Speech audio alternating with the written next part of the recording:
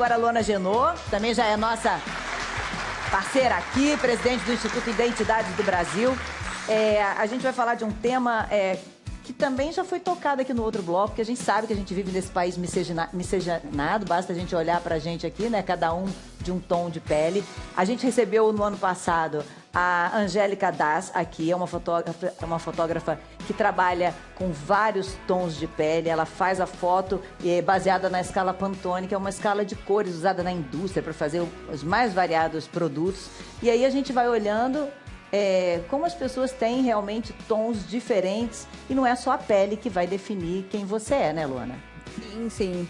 Tem muitos outros fatores, né? Mas a pele, na verdade, é um fator muito decisivo, porque ela é teu cartão de visitas, né? E o problema do colorismo, que a gente vai falar um pouco, é quando a cor da pele te priva de acesso a oportunidades de trabalho, de estudos, oportunidades afetivas, como a gente estava falando, né, agora há pouco. Então, explica o que é o colorismo. É isso.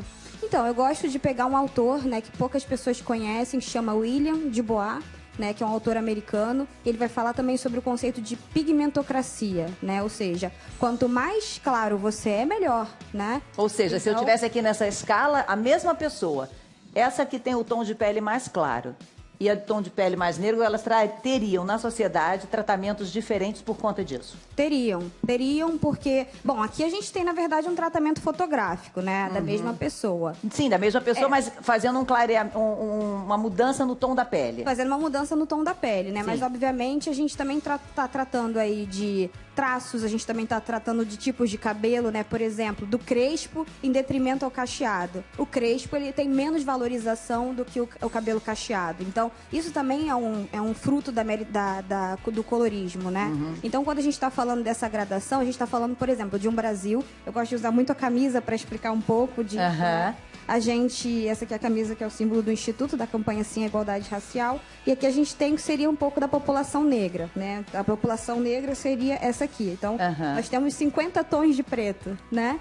De alguma forma. Porém, o mais preto, quando você pega as estatísticas, né? Saiu uma recente do GEMA, a gente vê que são pessoas que têm privação de acesso a oportunidade de trabalho muito mais do que as mais claras. E é por isso que a gente está falando de colorismo. A gente está falando de tons de pele mais claros, né? Que são mais valorizados do que os mais escuros. A gente também vê isso muito na indústria da maquiagem, né? Quando a gente vê, por exemplo, quando você chega num trabalho e você não tem um tom de pele mais escuro. Ah, por quê? Porque não tem mercado, porque essas pessoas não compram. Mentira, né? A gente faz 3,5 trilhões de reais na economia. Não é irrisório. Eu sofri isso agora. Há pouco tempo eu fui fazer um trabalho e no começo do trabalho tinha um maquiador fabuloso.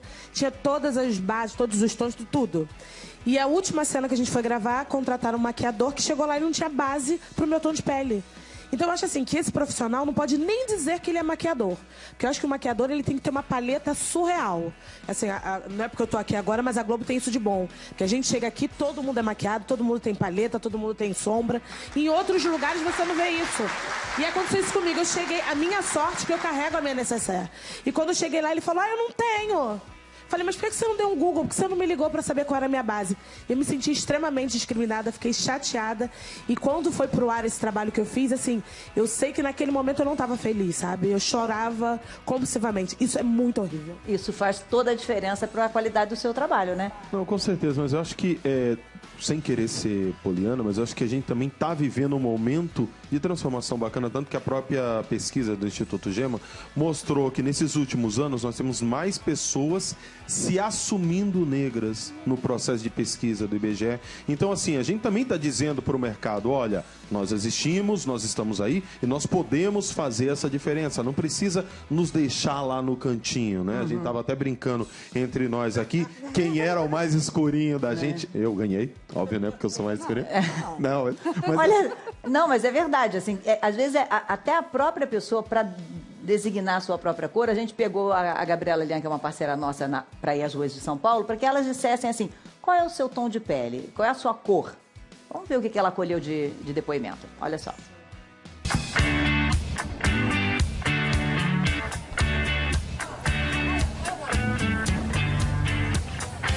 Pode a tonalidade da pele de uma pessoa definir como ela será tratada pela sociedade. A gente veio para as ruas do centro de São Paulo conversar sobre esse tipo de discriminação. Eu acho que eu sou cã de jambo. Como é que você considera o tom da sua pele? Negro, sou negro. Eu costumo dizer que eu sou parda, porque eu não me considero branca. Cor de jambo é o quê?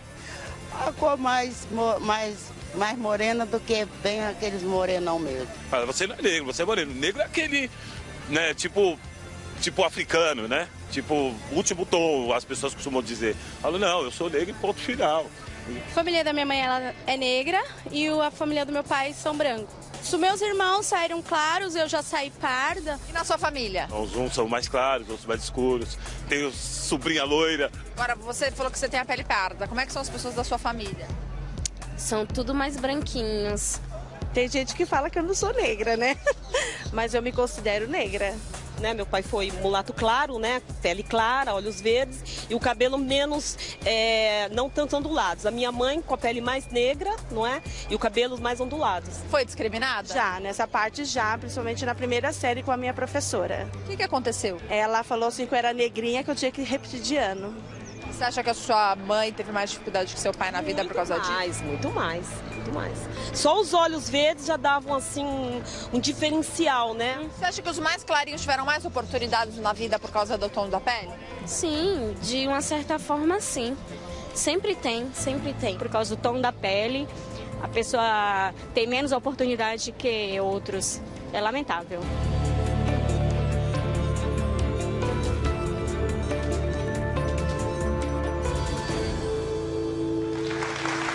A gente vê que tem muitas pessoas que, mesmo sendo negras, têm dificuldade de dizer simplesmente negro, né? Sim, a gente vê isso na pesquisa, mas assim, essa fala, ela não é de hoje, né? Ela é uma fala histórica. Os dados são de... Olha, tem uma pesquisa de 40 anos atrás, de 1976, que listava 136 termos que as pessoas se autodenominavam. A gente tem vários aqui num telão, como elas se diziam. E hoje em dia você... Olha só, eu sou morena, eu sou mista, eu sou acastanhada, eu sou cor de cobre, negra, moreninha, mulatinha. Não aparece o termo preta. Não, pior nessa pra pesquisa. mim é Não aparece, né? Parda. Pior é parda. Na minha frente nunca gente? parda. Eu falo, eu sou papel pra ser parda? Não sou, né, gente? Turva ali, nós temos Minha turva. mãe tava escrito parda também. E não deixavam ela entrar no clube no interior da Bahia. Entrava a minha tia, que é branca, e ela, parda, era discriminada pra entrar no clube. E você, como é que você estava contando aqui, enquanto você estava vendo, você lembrou de uma história? Porque minha mãe falava, não, se você morar nos Estados Unidos, você ia ser considerada negra e tal. E eu tinha esse negócio do cabelo, de ser discriminada, e eu fiz uma peça com uma diretora francesa, descendente de africano, que ela se dizia mestiça. Eu falei, pô, mas mestiço no Brasil, todo mundo é mestiço, que aí realmente...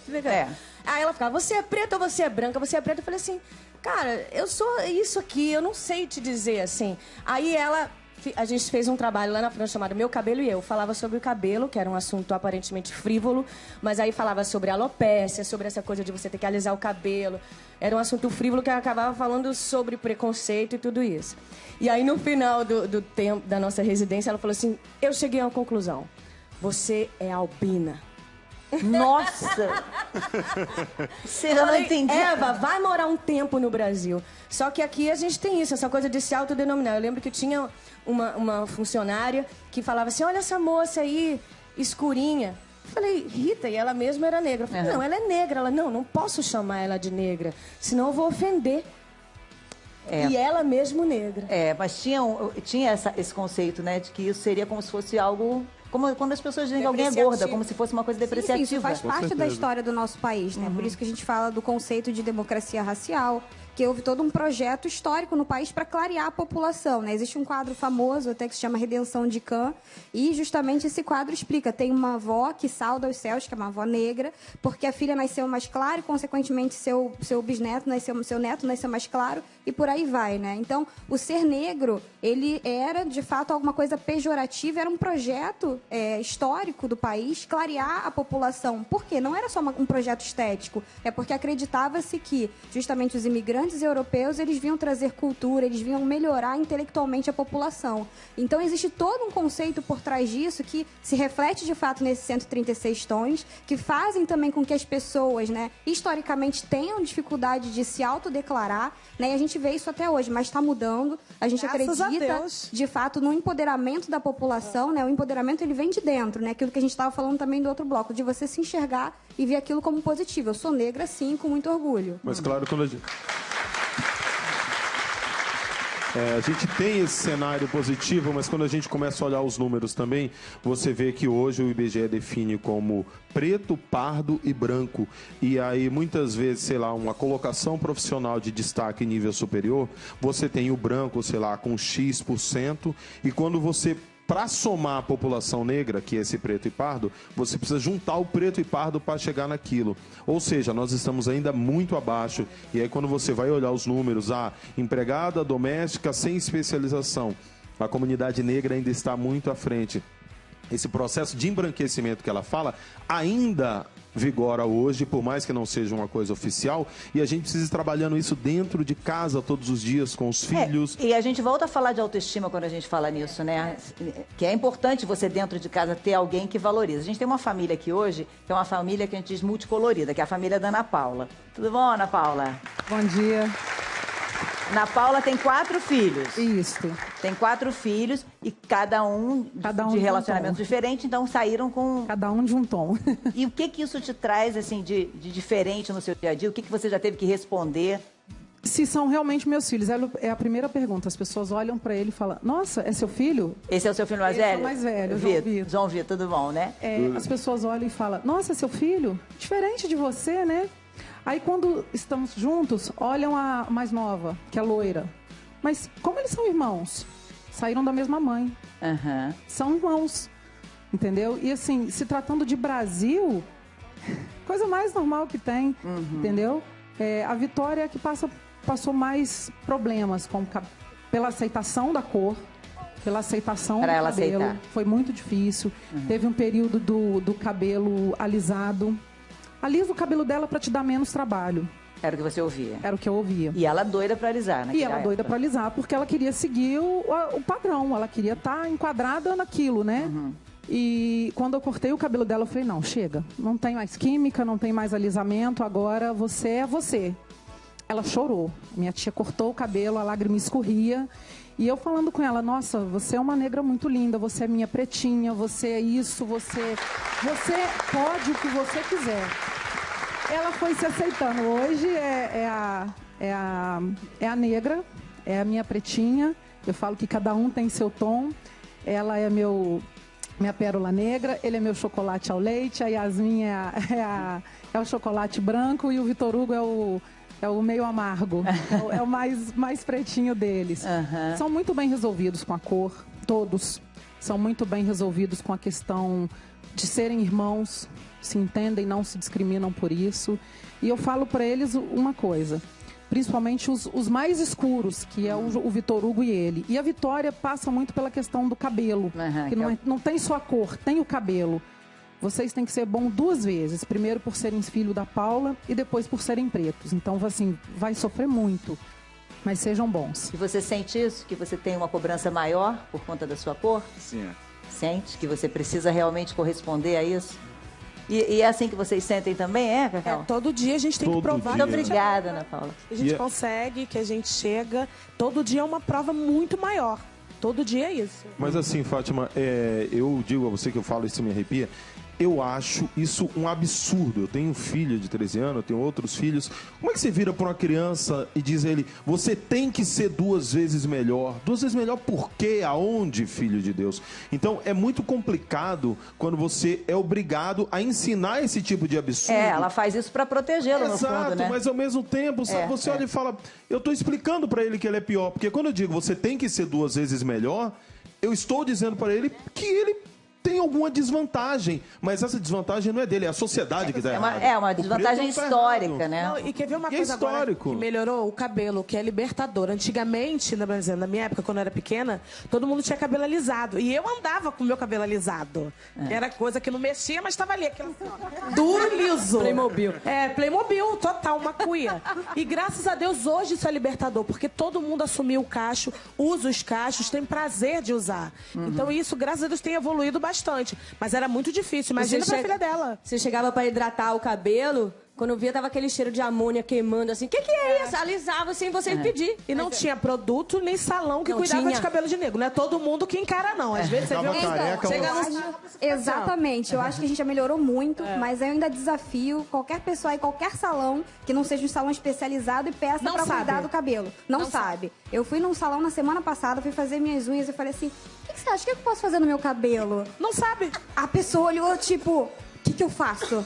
Ai, a pessoa não chegou ainda, aquela que trata desses cabelos assim. Já vi isso várias seja, não é isso? Esse É cabelo como que se quase fosse não um tem cabelo aqui no de minoria, Brasil, quando na verdade é um cabelo que tá em todo mundo, né? Então acho que a indústria cosmética tem que ficar muito de olho, que a gente ainda tem muita valorização dos cachos, mas a gente ainda tem que falar sobre os crespos, né? Porque a gente tem um cabelo que é crespo e que as pessoas muitas vezes tentam minorizar ainda mais. Então a gente tem que falar sobre isso, porque isso também é consequência do colorismo, né?